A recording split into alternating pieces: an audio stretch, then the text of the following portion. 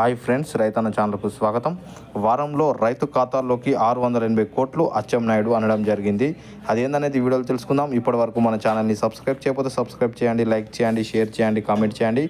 ఆంధ్రప్రదేశ్ వర్షాకాలాలు వరదల్లో నష్టపోయిన రైతులందరికీ ఆదుకుంటామని మంత్రి అచ్చెన్నాయుడు పునరుద్ధరించారు. ఉభయ గోదావరి జిల్లాలోని దెబ్బతిన్న వరి పొలాలను ఆయన పరిశీలించారు. గత ప్రభుత్వం రైతుల నుంచి ధాన్యం కొనుగోని 1.680 కోట్లు బకాయిలు పెట్టిందని విమర్శించారు. వారం రోజుల్లో 680 కోట్లను రైతు ఖాతాలోకి జమ చేస్తామని హామీ ఇచ్చారు. జగ్గారెడ్డిగూడెంలో నుంచి భీమవరం వరకు ఎర్ర కాలువను అభివృద్ధి చేస్తామని చెప్పడం జరిగింది.